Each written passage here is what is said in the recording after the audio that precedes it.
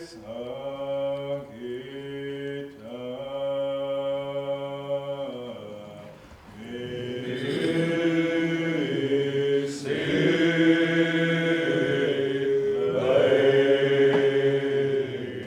can remember being around 11, 12 years old, and my dad had these CDs from Mvskoke Church there in Muscogee, and anytime we went somewhere, he would put those in his car and we would listen to that. When I first started listening to these songs, I didn't know what they were saying, didn't know what they meant, but I knew the tune. And so I can remember I learned the tune first and tried to reproduce what I thought they said. And then I found a songbook where it had all the songs that I did know at that time, and I knew I could read it, so I finally got to sing correctly. I try to mimic the way certain people sing songs, and language is no different when speaking. You know, when I'm trying to be more conversational, you just have to mimic and imitate people. And so the same thing goes with singing. And there are certain people that they sing songs, they put a different spice to it, flavor, whatever you want to call it, and you just try to, whatever I feel speaks to me, and I try to imitate that. And by listening to these recordings, you know, and that's, I don't know, it's helped me out a lot in my life, you know, listening to these songs. People don't realize that, how much they've helped me through some hard times in my life. Listening to them, and I can listen to a recording, and you know, it'll have the date and where it was done, and you know, you can even hear the voices, you know, who's leading it, and it takes me back to that specific time.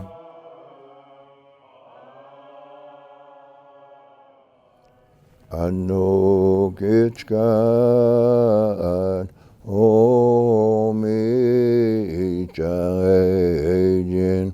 I know. I think that, you know, that when we were coming, you know, like Trail of Tears, you know, we didn't have nothing to look to, but you know, these were encouraging songs to one another, to the, you know, to the people. I think, you know, these songs, like I said, it was spiritual when they I think that's how they made it through the Trail of Tears, singing these songs, uplifting to one another, encouraging each other, you know.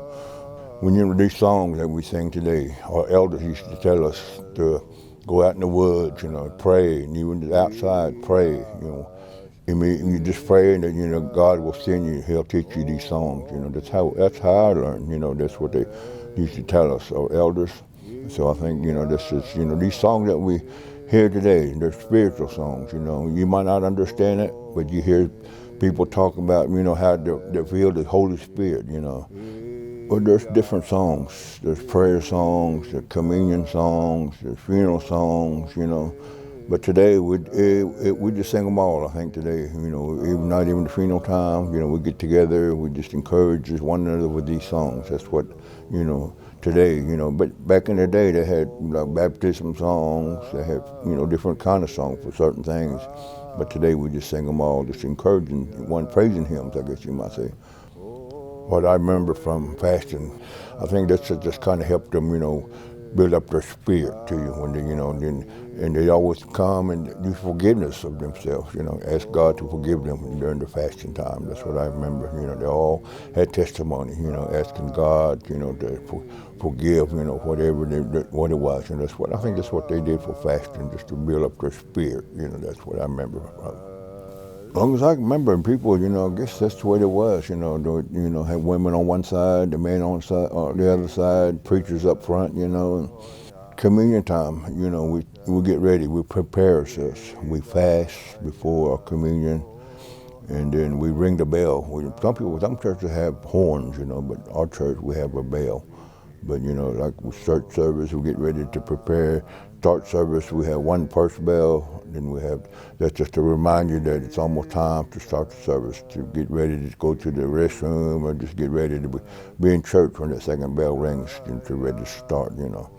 A lot of these songs, you know, people don't know, you know. We just had to start from the bottom, you know, and then to just teach them from just the easiest song, you know, to the hardest songs. And we have old songs today that I don't even know, you know. There's so many songs in our songbooks, you know, a lot of people don't sing. But, you know, there's songs that, you know, it's hard to learn. You had to get the tune to these songs, to learn these songs. But, you know, it's you know, But I always said, you know, if you around people that talks Creek, you know, all the time, you know, you can learn from them. You know, that's how I learned. When I was growing up, I grew up in a home that my mom and dad, my sisters, that's all we talked. You know, we didn't have English until we started school, you know, so you just have to be around it to learn these songs. You know, I know people can learn, you know, from just, you know, going to school.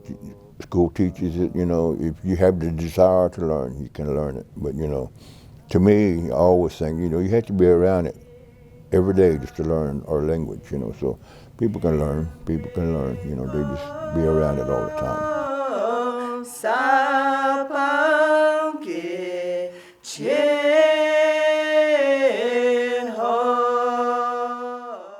I grew up going to Mvskoke Baptist Church, and they had camp houses, and you know, so I remember doing the helping out with setting the plates and dishes and all that. So yeah, and greeting the people that would come to your house, just like being in your house.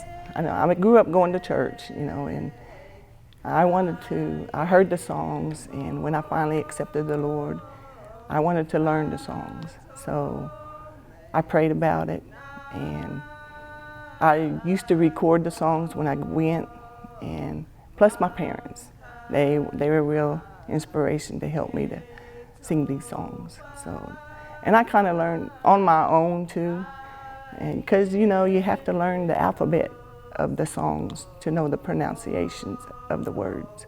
My parents, they had a songbook, so I would kind of ask them to sing it, and I would follow.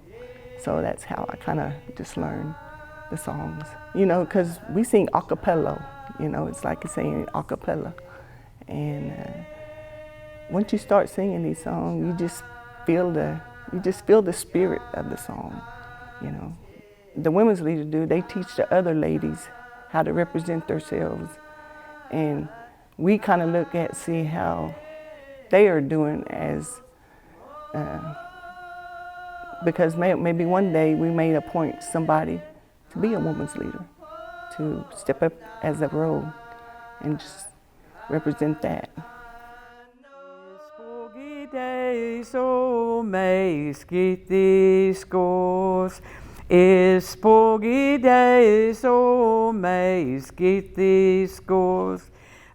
In the communion, and Mom always said this, told me this, that your older women, you know, would be the ones who were the communion stewards.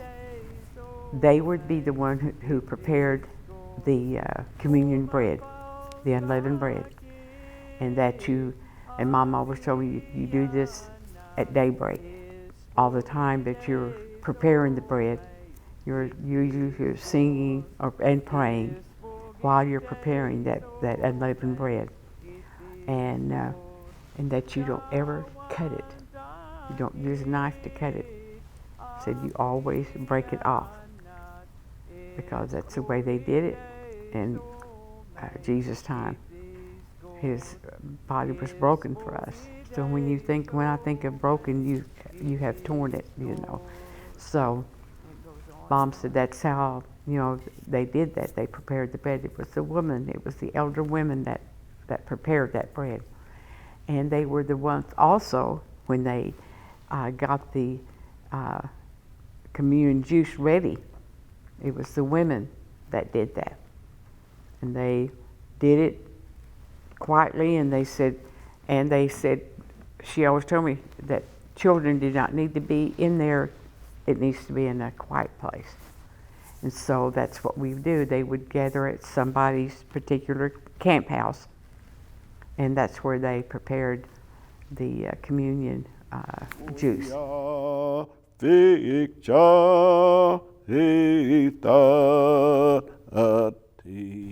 Churches face the east, and somebody said, why does it face the east? Because in the Bible it said that when he comes back, he's coming in from the east. So when they want to have that church facing the east when he's coming like that way. I don't know too much about ceremonial grounds, just a little bit, but you know, go around in the circle and around the fires praising the Lord, and there's always they call him stick man, carrying a stick, and it's try to keep the evil spirit out. They didn't want them to come into the fire and dance with us, you know. And so when some of our grands turned their life over to Christianity, they brought their stick man, and he takes care of the church, just like he did the fire. He takes care of it. He sees the people, the ladies on that right side, and the men on the left-hand side, and then all the leaders up front behind the pulpit, you know. I remember when I was growing up, we little guys playing in the yard right at Springfield, you know, that big yard on the south side. We'd be playing, you know, and at that time we didn't have no air conditioning, so they had their windows raised up, and you can hear them. As we be playing, you can hear them. Preachers talking, boy, they be talking, and boy, they be talking Creek, and boy, that spirit get a hold of him. Boy, they don't know when to stop. Then all of a sudden it hit somebody in a congregation. They go, Hallelujah, Hallelujah,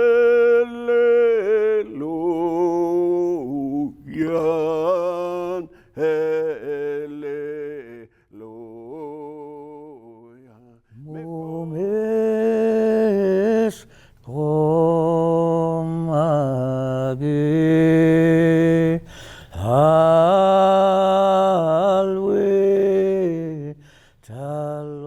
When I sing, my dad said it is like an art form, and you got to pick up that rhythm, and it's like a poem, he says, and you got to make it sincere. And there's parts where you really express it when you're singing those parts.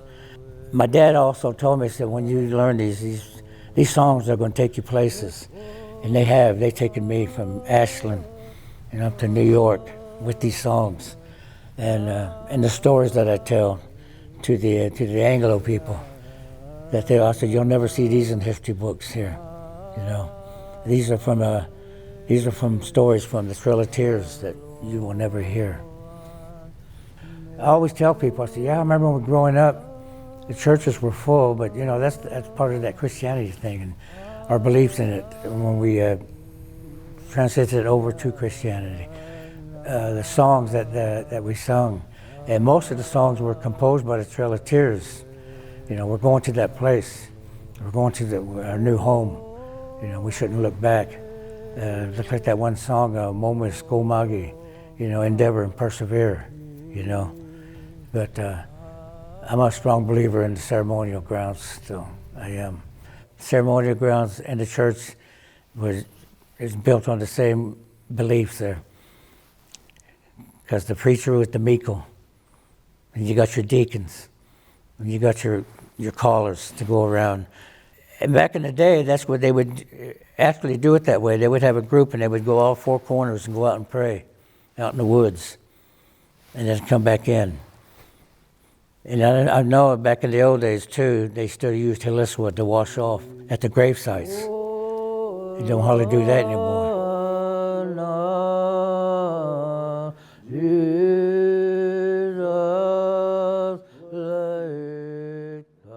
I still go support the church because when I go there, I'm usually the only male singing. And I always get after them. I said, when I'm gone, what are y'all going to do? Play CDs or what? You know? But that's what it's coming down to. But I'm trying to keep that culture going. And there was one time I came to a funeral and I was late. And when I was coming in, there was somebody singing. There was only one person singing. When I walked in, the house was full, and it was only him singing. And that got to be there. You know, we got to keep this alive, you know. Don't want to be going around just carrying a card saying, yeah, I don't know anything about my culture, though, you know. But we're trying to survive as a culture. I just don't want to lose it. And every time I see somebody who's fluent, when there's two of them at the church, I said, y'all need to be speaking it. So when y'all's gone, nobody's going to be speaking, it's not going to be heard anymore.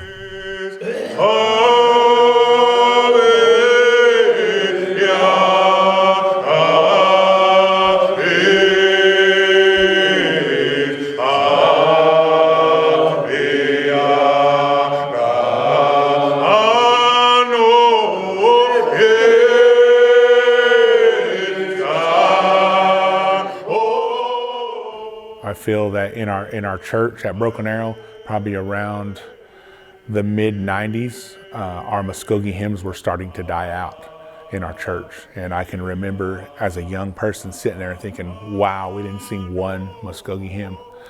And I feel that God put it in my heart to learn them and carry them on to the best that I can. And I guess a couple years later, it's when I started my first song. And right at the end of a service, that's when I started my first song. And then ever since then, I've just continued to learn and sing them within our church and outside of our church. There's all styles and different types of art. And I think that that's the same way with singing our hymns. I always feel there's no wrong way to sing them. Some sing them faster, some sing them slower. Some put a little bit more to them, I guess you could say. And when I sing, I just can't help but get into my song. I mean, I feel like when I get into my songs, I can feel God's Spirit. I can feel it around me. And sometimes even when others sing, I love to hear the different styles of singing. And I can feel that spirit. And I feel like a lot of times in church services, that spirit bounces off from one another, and you can just feel it when you feel that power of that singing. And when you know what those songs say, it takes it to a whole other level. And I feel that those songs can be used for many different occasions to help people, and whether it's in their spiritual journey, whether it's when they're in mourning, or whether if they're celebrating. Those songs, they're powerful, and I use them every day. I've been around them all my life, going to church, and I think it kind of gets like that when you're younger. You learn them, and then you're not afraid to sing them, and then we get to that age where we get embarrassed, or we may feel, wow, or maybe we're too cool and we don't want to sing them, and that's how I got. But learning them at a young age, that seed was already planted, and they were instilled into me. And then when I got older and got that desire again to learn them, it was there.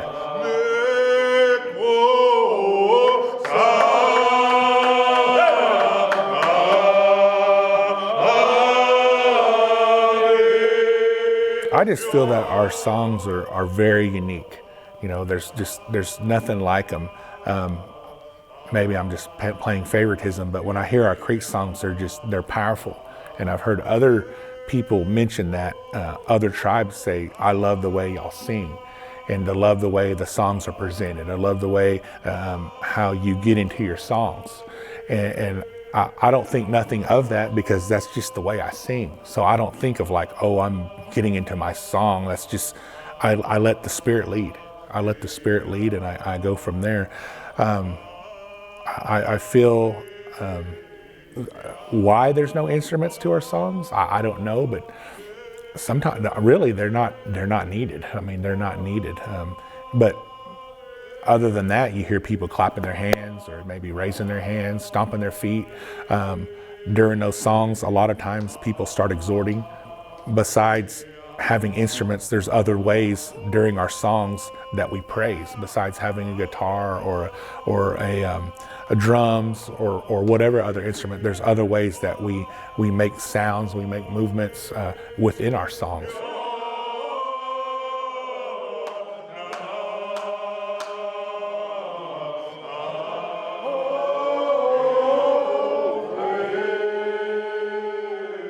If I could generalize what a large portion of the songs are about, they're a lot of times remembrance. Beyond those that have gone on. You're remembering, acknowledging those that came before you, and you can, whether those are the people you only know by name or the people that you personally knew, it's to remind you, hey, they were here too.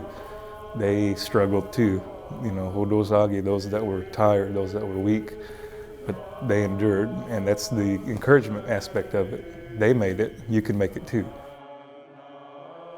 I just express myself, by singing, and it just gives encouragement, that you keep on going, because if I don't see you another day, I'll see you in heaven, we sing at Choctaw churches or Stedke churches, and they don't know what it means, but they feel that spirit. If you sing it, people don't know it, but they can feel it.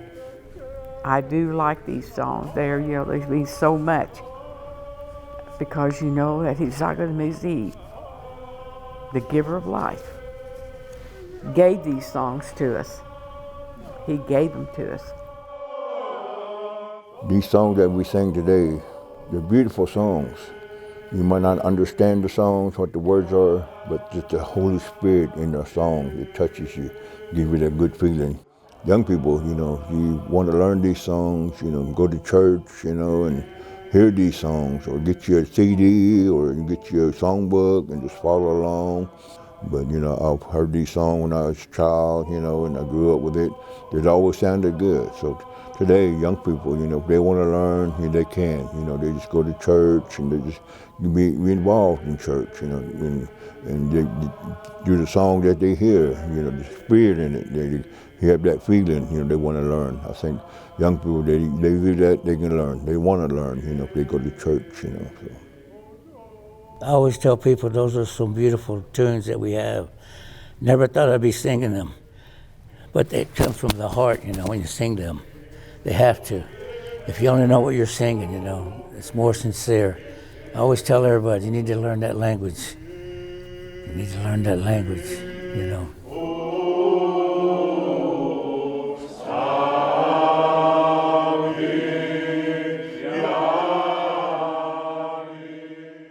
Like I said earlier, these songs have helped me through some hard times, but our songs are powerful. You can just feel the emotion, it's indescribable. I don't know. You just can't articulate how much it means to not only be able to sing it, but to know what the words mean. And I always say these songs weren't meant to be sung alone. You've got to sing with someone else. I love singing by myself, but I love singing with a group of 30 other people or a house full, My advice is it comes down to each person's individual willingness, motivation, and desire to do it, because I think anyone can learn. Anyone can learn. Anybody can learn how to speak Creek, anyone can learn how to sing. It all just depends on how motivated are you, how much effort are you willing to put, how much time are you willing to sacrifice. But the thing is, if you love doing it, it won't be a sacrifice. And it seems very negative to just say, they used to sing all in Creek. We used to speak Creek. It used to be like that. It ain't like that no more. What is stopping us from doing it ourselves? We can do it. If you want to speak Creek, you can. All you gotta do is to do it. If you want to learn how to sing, you want to bring singing back to your church, anyone can do it. And so that's the type of message that we try to model whenever we do our work, is just that the language is important. We have 100,000 citizens, probably less than 300 of them are first language speakers. Our language is dying, our songs are dying.